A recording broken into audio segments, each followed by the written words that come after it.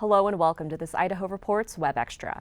This year, we at Idaho Public Television, along with debate organizers nationwide, saw a number of candidates decline to participate in debates or fail to respond to our invitations in the first place. As Federal Election Commission rules say we cannot hold a debate with just one candidate, we're allowing those who did qualify a chance to sit down with us for one-on-one interviews in which they can answer questions much like they would receive in a traditional debate setting.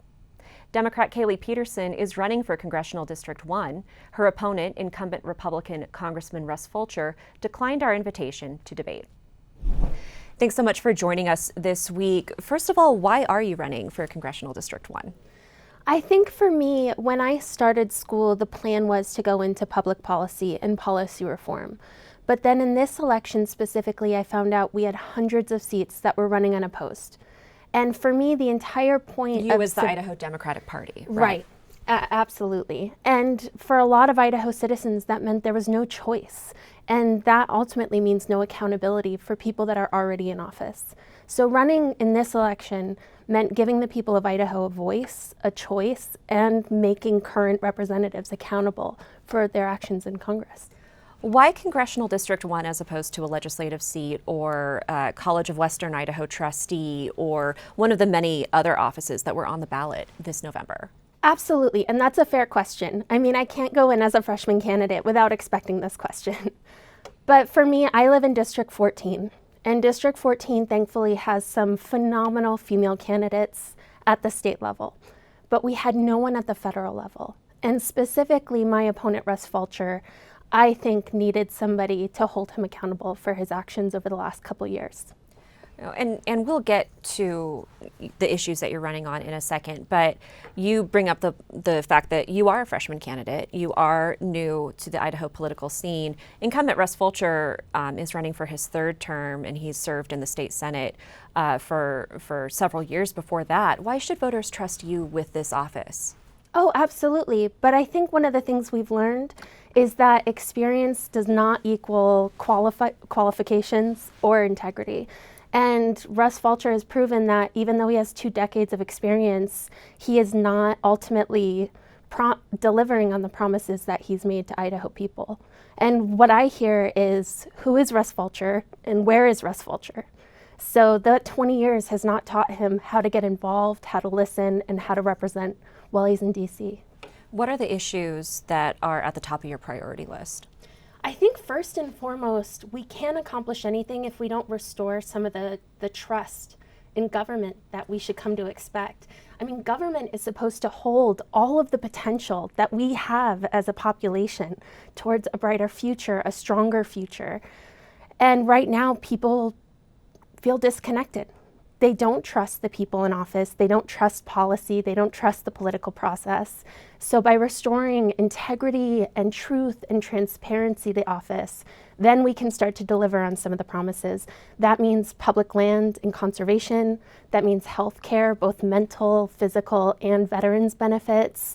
That means tax reform so that we can take some of the burdens off of our middle class, working class, blue collar Idaho citizens.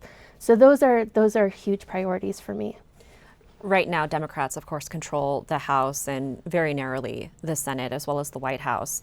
What would be different if you get elected when it comes to issues that are facing Idahoans and Americans like inflation and rising gas prices?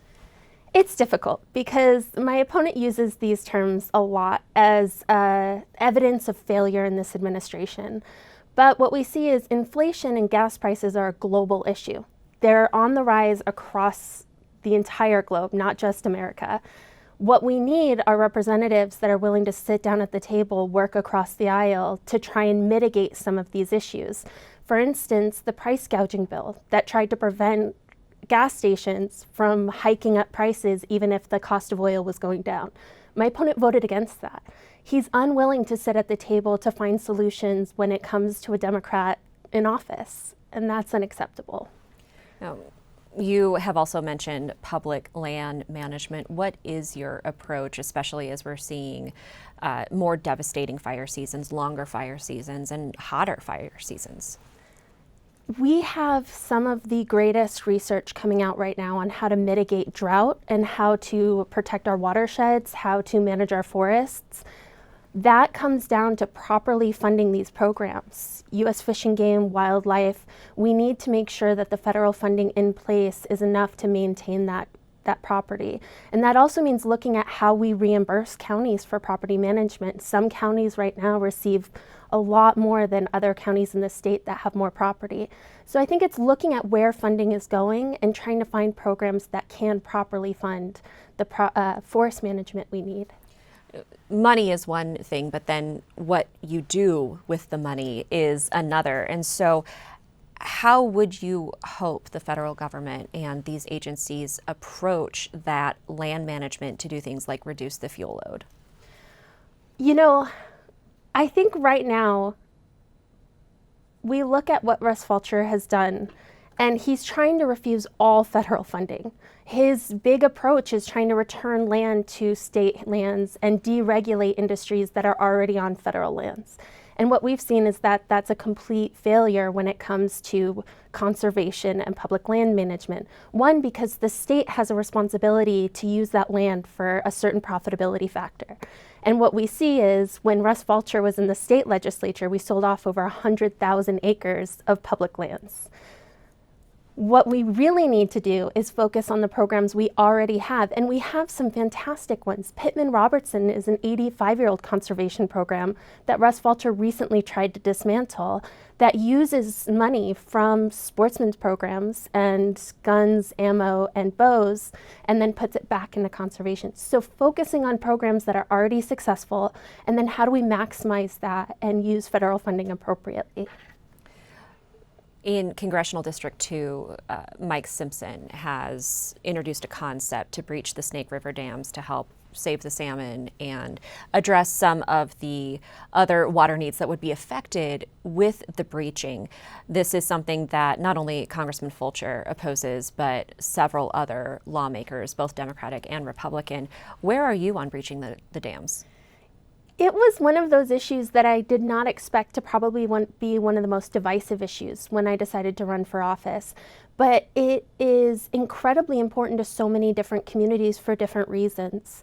What I've seen from the proposal that Mike Simpson put forward, there are several solutions to a lot of the issues that worry communities like Lewiston, worry communities like the small agriculture businesses that rely on them.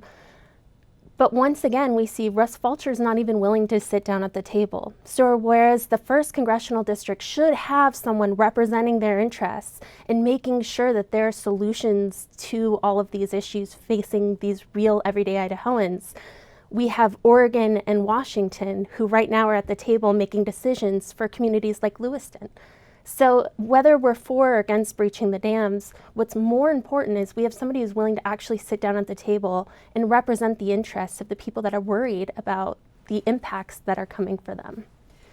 One of the other issues that you mention on your campaign site is reproductive choice. And Congressional District 1 is a very conservative district, as you know.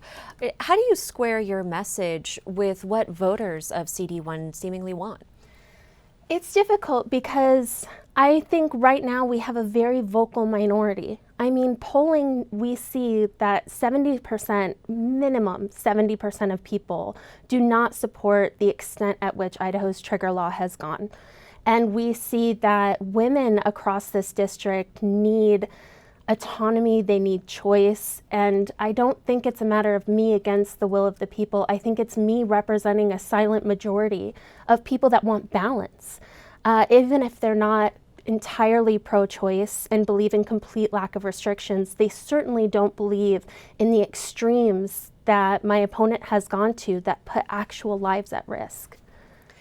Assuming Idaho's delegation and leadership stays mostly Republican, if you're elected, how do you plan to work with them for Idahoans in CD1?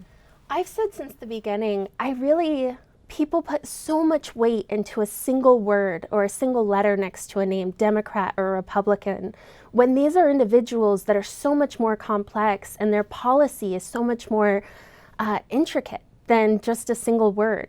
And so for me, it's just about relationship. It's about looking at the policy. It's about finding solutions the same way we would try to find solutions on any policy matter. So it doesn't matter if they're a Republican or a Democrat. My goal is to represent every single Idaho citizen, no matter the letter next to their name. All right. Kaylee Peterson, Democratic candidate for Congressional District 1, thank you so much for joining us. Thank you so much for having me. My goal is to represent every single Idaho citizen, no matter the letter next to their name. All right. Kaylee Peterson, Democratic candidate for Congressional District 1, thank you so much for joining us. Thank you so much for having me.